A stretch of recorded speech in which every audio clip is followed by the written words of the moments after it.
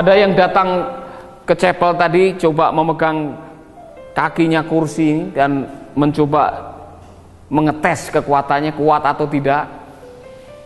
Ada yang duduk kemudian berdiri lagi, kemudian memegang kursi, saudara mengatakan kuat atau tidak kursi ini. Ada enggak tadi?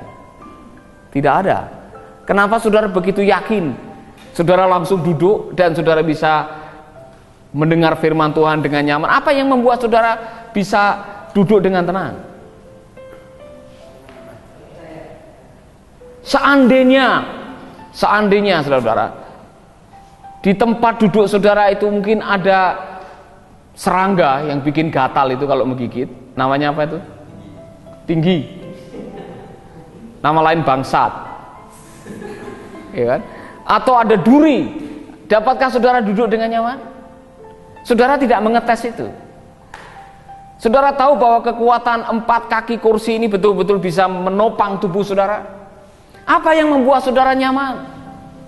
Saudara punya keyakinan terhadap kekuatan kursi ini.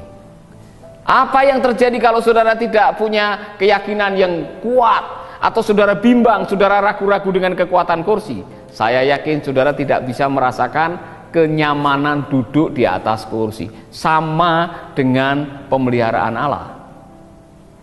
Apa yang membuat kita merasa terpelihara oleh Tuhan? Apa yang membuat kita merasa yakin sehingga malam bisa tidur nyenyak dan makan enak? Apa yang membuat saudara bisa menikmati rezeki dan berkat Tuhan? Karena saudara merasa nyaman dengan keyakinan bahwa Allah memelihara kita. Jadi pada akhirnya saudara, rasa nyaman dan dipelihara itu bukan karena kita punya rumah yang temboknya barangkali 1 atau 2 meter untuk melindungi kita supaya kita terlindung dari pencuri, bukan itu. Yang membuat kita rasa nyaman bukan oleh karena waktu kita tidur bantal yang kita pakai isinya uang dolar, bukan itu. Yang membuat kita nyaman bukan pada waktu kita makan semua hygiene, bebas dari bakteri dan semuanya, bukan. Yang membuat kita nyaman karena kita percaya Tuhan memelihara kita. Amin. Amin.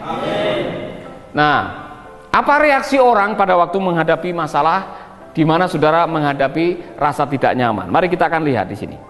Karena ada kalimat seperti ini, saudara, yaitu kamu yang dipelihara dalam kekuatan Allah karena imanmu, sementara kamu menantikan keselamatan yang telah tersedia untuk dinyatakan pada zaman akhir. Bergembiralah akan hal itu, sekalipun sekarang ini kamu seketika harus berduka cita oleh berbagai-bagai pencobaan. Ketika saudara diizinkan menghadapi berbagai pencobaan, ketika saudara diizinkan menderita, ketika saudara menghadapi masalah dan musibah dalam hidup, reaksi yang paling cepat kita berikan pada waktu itu apa? Saudara sudah berdoa, saudara sudah berpuasa, saudara sudah berharap kepada Tuhan, sudah baca firman Tuhan, rajin melayani. Tiba-tiba orang yang saudara cintai dipanggil Tuhan. Tiba-tiba rumah saudara terbakar. Tiba-tiba orang yang saudara cintai memutuskan saudara. Jawaban saudara bagaimana?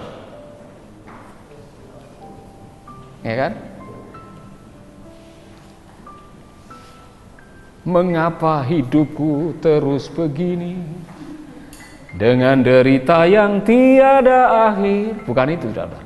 Banyak orang yang ketika diizinkan menghadapi penderitaan dan kesulitan dan musibah, reaksi yang pertama ialah mempertanyakan, di manakah engkau Tuhan? Where are you, God? Tuhan, di mana engkau? Kalau Tuhan mengasihi saya, kenapa semua ini terjadi dalam hidup saya? Kita mempertanyakan kehadiran Tuhan di mana? Karena kita sudah terlanjur membuat sebuah kesimpulan atau pola pikir, pencobaan, kesulitan, musibah adalah tanda bahwa Tuhan meninggalkan kita. Dari mana itu datangnya? Kalau kita mengalami kesulitan, kita mengalami tantangan, kita seolah-olah mengatakan, di manakah engkau Tuhan? Tuhan tidak ada dalam kehidupan kita. Buktinya apa? Saya menghadapi semua kesulitan, padahal saya percaya kepada Tuhan.